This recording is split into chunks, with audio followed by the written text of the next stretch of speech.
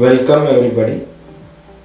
आज हम देखने वाले हैं importance of team communication. I must say कि ये सब लोग ध्यान दो, ये बहुत इम्पोर्टेंट टॉपिक है सबके लिए एंड यही से हमारा मेन जर्नी शुरू होने वाला है। We have just celebrated 11th year of foundation day and team building का ये पहला सेशन है।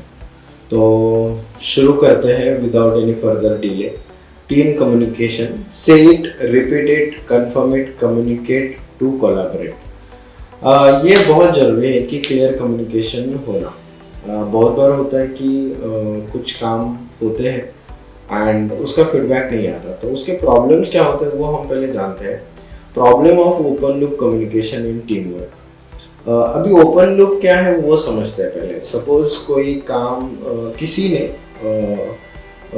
किसी को बताया, वो काम हो गया जैसे बताया था, बट वो काम कंप्लीट हुआ, इसका कोई फीडबैक नहीं है। ये बहुत इम्पैक्ट करता है और यही से सारी प्रॉब्लम शुरू होती है। ये सारी प्रॉब्लम्स क्या होती है वो अभी हमें ज़्यादातर देखना है और समझना है कि इसको हम पहले तो हम ये समझेंगे कि ये करने से क्या होता है, या फिर वो ओपन लूप कम्युनिकेशन के चैलेंजेस क्या होते हैं या प्रॉब्लम्स क्या होते हैं वो हम पहले समझते हैं एंड देन उसका इम्पैक्ट भी कैसे होता है वो भी हमें समझना है। अभी without further delay, lack of clarity and understanding. इसमें ambiguity in instruction, message are not clearly understand, leading to incorrect interpretation, no confirmation on receive, without feedback the sender can not be sure message was received और unreceived. तो यहाँ पर ऐसा होता है कि lack of clarity और understanding नहीं होगा जब आपका ओपन लूप कम्युनिकेशन होगा। उसके बाद चैलेंज आता है इंक्रीज रिस्क ऑफ एरर्स। इसमें भी बहुत ज़्यादा मिसकम्युनिकेशन होता है without acknowledgement, clarity, importance, overlook, unaddressed misunderstanding, misinterpretation go until they cause significant problem. तो ये होता है जब कोई चीज़ आप फिर से फीडबैक नहीं करते या फिर क्लियरली चीज़ें अंडरस्टैंड नहीं करते हैं। अभी आप बोलेंगे कि इसका क्या प्रॉब्लम है या फिर इसका क्या इंसिडेंस है। अभी आप सभी अपने अपने काम के बारे में सोचो और इसका एक बात देखो कि जो भी काम बताया जाता है उसका कितनी बार जिन्होंने बताया उसको फीडबैक आता है। तो ये भी हम आगे देखेंगे। और जो प्रॉब्लम्स है जिसकी मैं बात कर रहा था, लैक ऑफ अकाउंटेबिलिटी ना होने की वजह से टास्क का जो ओनर है उसको पता ही नहीं चलता वो हुआ है कि नहीं। जैसे टीम मेंबर में not know who is responsible for what, no feedback loop, there no way to ensure task are progressing और कंप्लीटेड करेक्टली। इसका इम्पैक्ट बहुत बार होता है कि जैसे हम बीजी बनाते हैं तो बीजी बनाने के बाद वो बीजी हो गई ये हमें इन्फॉर्म करना है, या फिर कोई ड्राइंग बनाना है, वो ड्राइंग बन गया, आपने अपना काम कर दिया बट आपने एक लास्ट जो काम है वो नहीं पता किया इन्फॉर्म करना। मतलब suppose if you do the job around 99%, 1% बच जाता है तो वो इनकम्प्लीट ही माना जाता है जब तक वो 100% नहीं होता। 100% कब होता है जब आप उसका फीडबैक देते हो। तो उसका फर्दर और एक प्रॉब्लम है डिलेज एंड इफिशिएंसी। देखो सपोज ये कोई काम इन्फॉर्म नहीं होता है, ओपन लूप कम्युनिकेशन हम ओपन ही रखते हैं, तो डिलेज एंड एफिशिएंसी बहुत बढ़ जाता है क्योंकि आगे वाला बंदा जो काम बताता है वो आप पर ही डिपेंड रहता है एंड उसका फीडबैक नहीं आता तो उसका काम अटका रहता है। तो low issue resolution problem take longer resolve when communication immediately feedback and flows ups. तो ये सारे प्रॉब्लम्स हैं। उसके बाद low team morale and trust, ये भी होता है। मतलब होता है ना, कभी आप किसी को काम बताते हो और वो काम नहीं होता है एंड देन ट्रस्ट भी करना थोड़ा सा मुश्किल हो जाता है। एंड उसके साथ साथ ये भी है कि सामने वाला समझता है कि आपको इग्नोर किया गया, ये नहीं होना चाहिए। देन आगे होता है impact on project delivery. Project deadlines भी मिस हो जाती है। डेडलाइन मिस होने की वजह से क्लाइंट भी स्ट्रेस में आते हैं, क्लाइंट भी नाराज हो जाते हैं। इसका इम्पैक्ट फिर फर्दर आगे हो जाता है। इसका और थोड़ा सा हम फास्टली देखने वाले हैं। क्लाइंट डिससेटिस्फैक्शन, जो हमने इससे पहले भी देखा था। क्लाइंट डिससेटिस्फैक्शन होता है तो इसका सब पे इम्पैक्ट आता है, डायरेक्टली इनडायरेक्टली।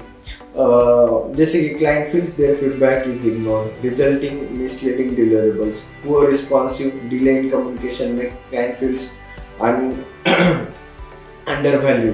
तो आप खुद को देखिए, जब भी आपको कोई फीडबैक नहीं मिलता या फिर कोई चीज़ें अच्छे से पास ऑन नहीं होती, तो ये होता है, खुद को ही फील होता है कि यार मेरी तो कोई कीमत ही नहीं, मेरी तो कोई वैल्यू नहीं, ऐसे ही बोलते हैं।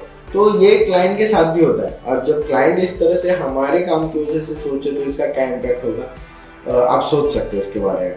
अडेप्टेबिलिटी, इसको हम इस तरह से समझ सकते हैं कि open loop communication struggles to adjust the changes और न्यू इंफॉर्मेशन क्विकली। ये भी बहुत बड़ा प्रॉब्लम है। तो इसका इम्पैक्ट या इसका रिएक्शन क्या होता है, चेन रिएक्शन क्या होता है, ये सबसे जानना जरूरी है। तो अभी ये स्क्रीन रिकॉर्डिंग पे है, तो अभी मैं फीडबैक पूछूंगा सबसे लास्ट में। तो ये जो सारे प्रॉब्लम्स हमने देखे ओपन लूप कम्युनिकेशन के, इसका चेन रिएक्शन बहुत बड़ा होता है, मतलब अपनी सोच से भी बड़ा। मतलब फॉर एग्जांपल मैं इस तरह से बोलूँ कि किसी ड्राफ्ट्समैन में कोई काम करना है, वो काम उसने किया जो कि वो उसका ओनर है, मतलब काम करने का रिस्पॉन्सिबिलिटी उसका ही है। तो उसने वो काम कंप्लीट किया, एंड वो काम कंप्लीट करने के बाद उसने इन्फॉर्म ही नहीं किया।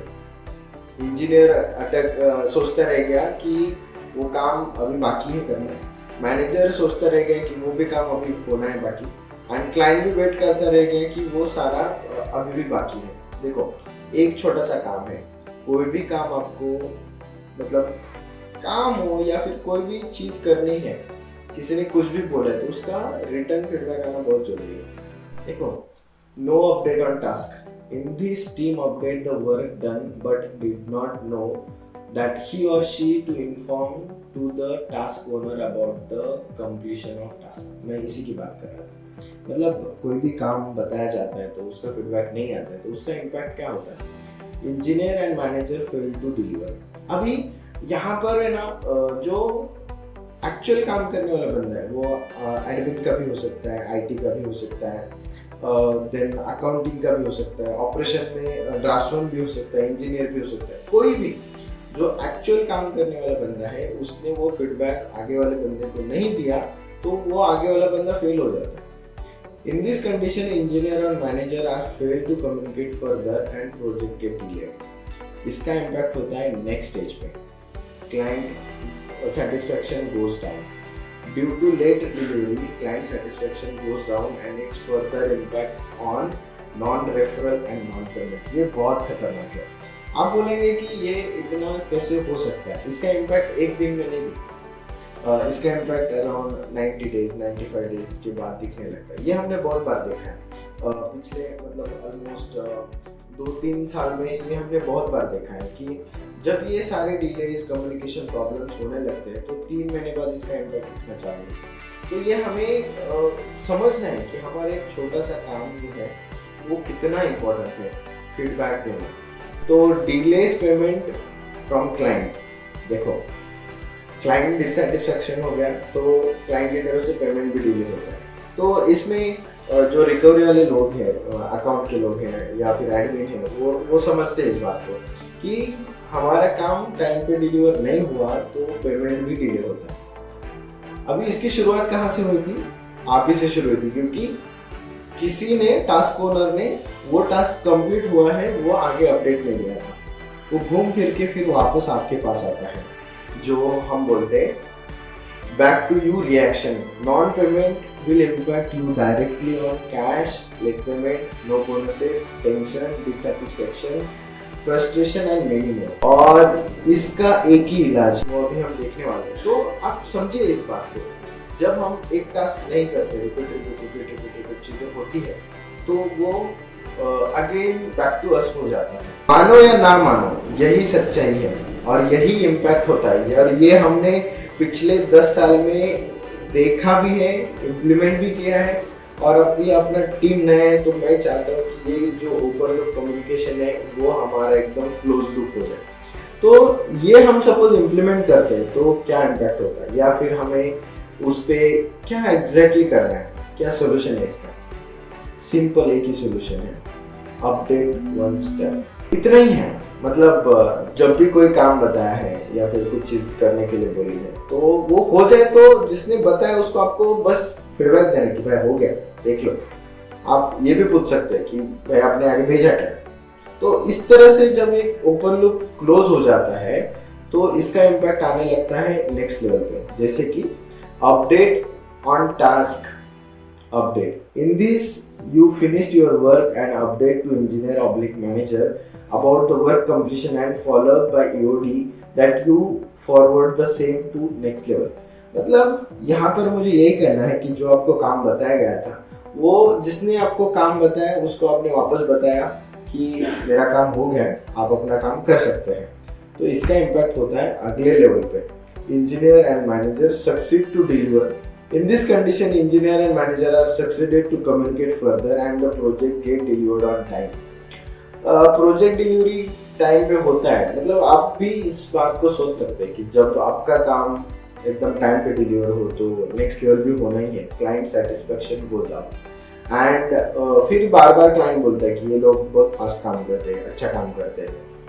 हम फास्ट काम करते ही है, अच्छा काम करते ही है, बट ये जो गड़बड़ होनी नहीं चाहिए वो अभी हमें टेक केयर करनी है।